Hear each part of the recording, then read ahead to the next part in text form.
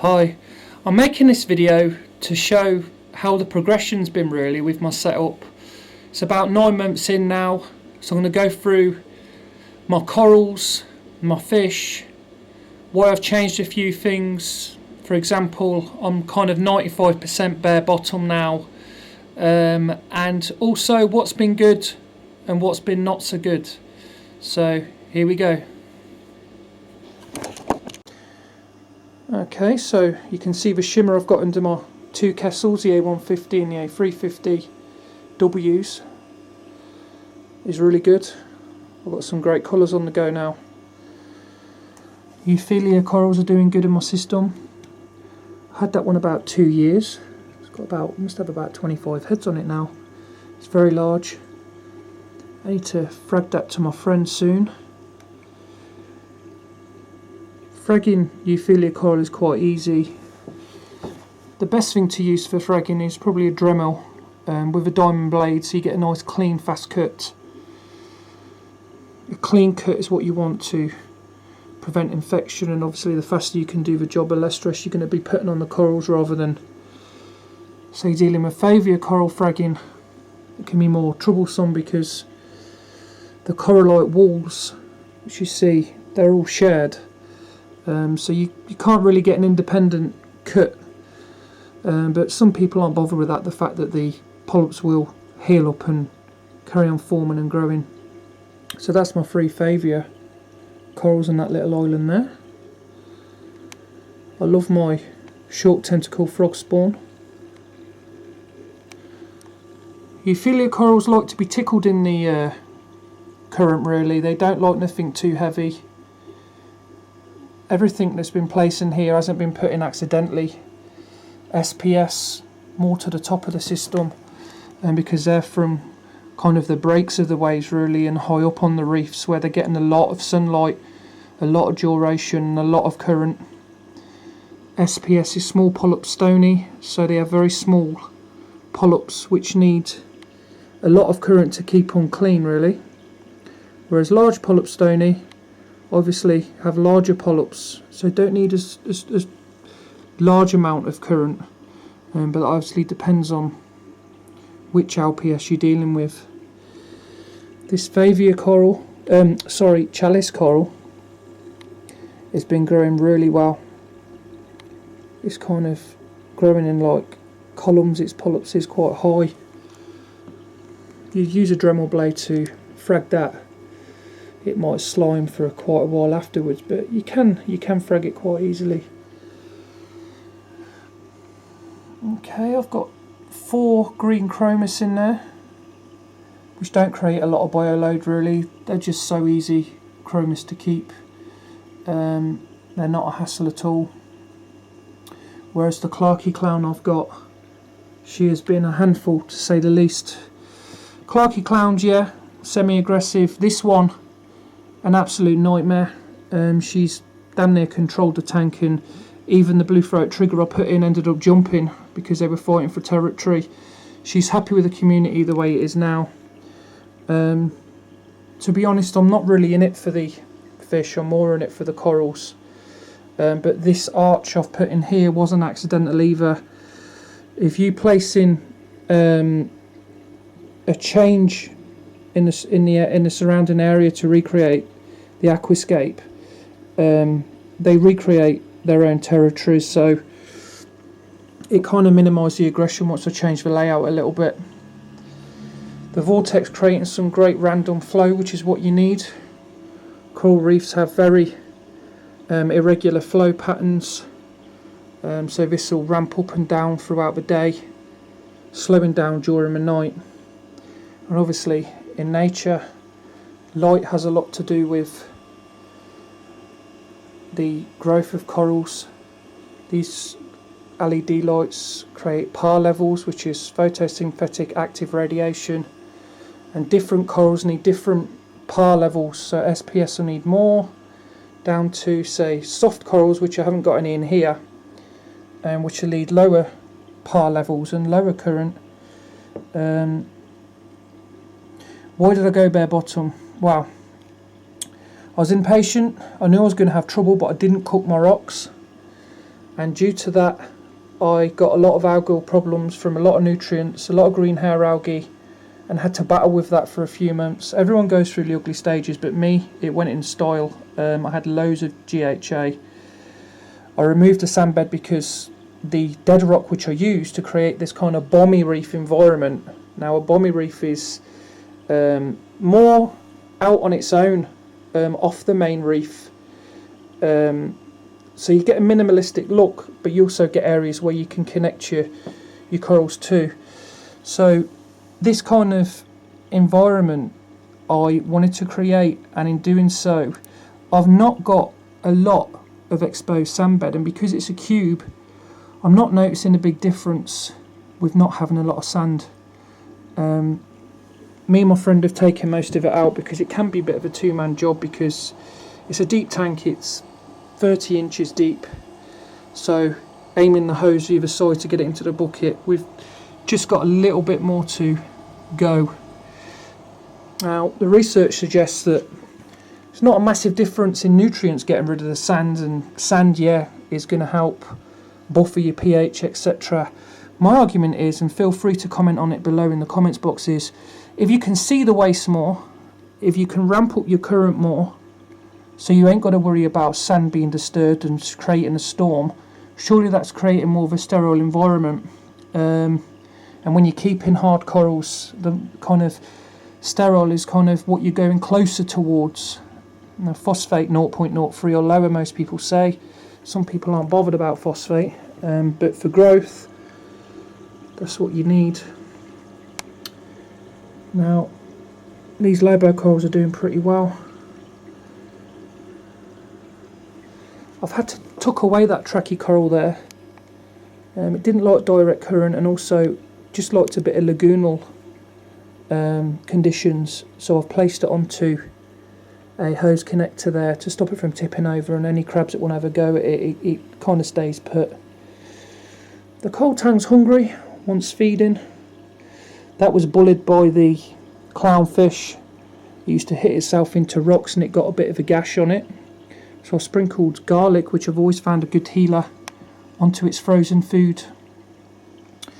And sure enough, it cleared up, and now she's eating anything I put in the tank. Shortly I'll show you some feeding time.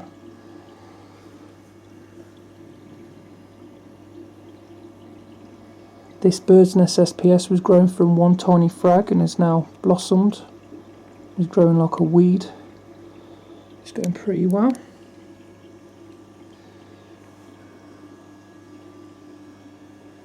Now this is my favourite view down the side, because it's 2 inches in depth going back, 2 foot, sorry, in depth going back. You can get a good view of the reef and the ledges and whatnot.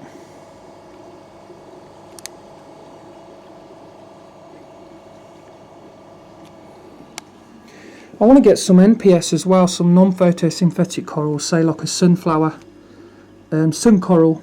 I'm going to place it probably under that ledge there, kind of near where my boxer shrimp's kind of hiding out, which has got really large, by the way. Don't know if I can zoom in on that, but that boxer's got really large. It sheds its skin often. It's mainly nocturnal. Had no trouble keeping that at all. That was really dull, that favia coral, when I got it. Now it's colouring up nice and green and purple. I've got mainly green Coraline algae. LED lights ain't very favourable to Coraline algae in my experience, so forums will tell you that as well. Some people may disagree, but I've kept fish only systems with T5 and T5 high output lights and had loads of Coraline in my nano reef, which was even harder to keep than this 135 gallon system. Had a lot of Coraline algae in it, and then when I switched to the Kessil A150, Coraline algae died off a lot and mainly stayed on the glass. So there is a connection, no doubt, between LED lighting and Coraline growth and the type of Coraline. Now bare bottom may be a nuisance to some people to the eyes, but Coraline is already starting to take over on the base, and eventually you won't see the glass. Plus, like I say, I can create a high flow environment without worrying about sand being kicked up. So here's the back view down here. SPS is colouring up nicely. So you'll see the A350 is kind of coming at this angle down, and that point there is where it cuts off, because this was the one that was slightly bleached. So it's mainly the A150 that's pointing down towards that, which won't penetrate high par levels as readily as the A350. But I'm keeping my eye out for any browning or any bleaching, and everything's going great so far. I actually knocked the centre branch of that Monty there off, so I fragged it to there. I'm known to be a nightmare with a net, as my friend says, because I can knock things over, so keeping the net out a lot. I'm running the Apex system, excellent top-up system by Aqua Medic, refill system. I've got the auto feeder on the go as well at the side there. Quick look of the electrics under here, it's all running well. My sump underneath. Sorry about this shoddy camera work while I switch the light on.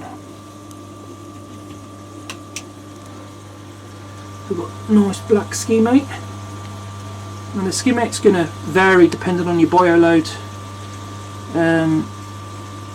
My bioload is quite heavy at the minute. Different fish create different bioloads. There's my reactor. I've got my sock on, which I change very regular. More regular you change filter socks, the better they're going to work, to be honest. Otherwise they're going to just stagnate and you're not removing anything from the system, you're just moving it to another place. I'm not really in it for the fish, I'm in it for the corals. I've had a lot of hassle with fish, due to the clown mainly, but also this isn't the ocean, this is a box of water in my lounge, and when things are happy that's the way I want to leave it. So I think I'm going to leave the fish now. They're all getting on really well, and I'll show you on feeding now. Okay, so I've rinsed some brine shrimp with garlic formula.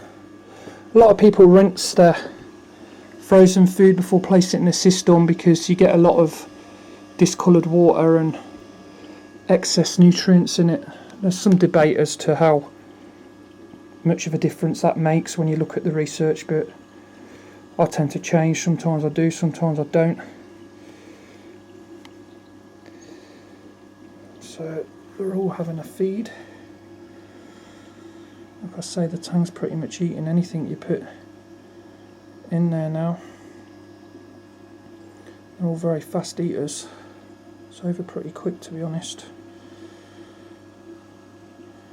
Also feed algal wafers to the tank. It didn't touch nori, which is like the seaweed. Didn't touch the nori at all. It's the thing, we think all these fish are the same, but some fish can be more aggressive than others. Some fish can prefer other food to others, so a bit like us really. Some of us are veggies, some of us are meat eaters.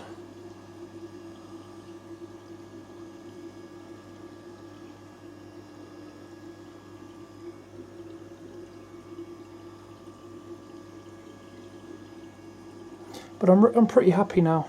I'm pretty happy with the way it's looking. Just needs to grow out.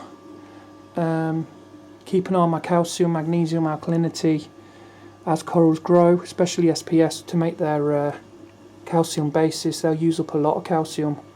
You'll see your alkalinity dropping as well. So at some point I'm going to have to dose. I'm prepared for it.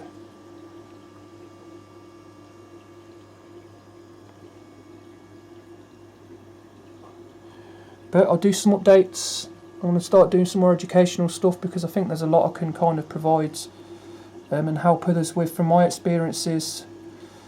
My friends learning from my experiences, so I want to try and help others to learn from it as well. I think we all learn from each other. Everyone's got a different opinion in this hobby, but if you stick to science fact, then it can go a long way, and that's kind of the method I'm trying to learn really. So before I start talking any more rubbish, I'll probably call it a day on that. But please subscribe, and I'll do some more updates soon. Please feel free to comment, good or bad, I ain't bothered. Anything's constructive really. And that's Budgie's box of water.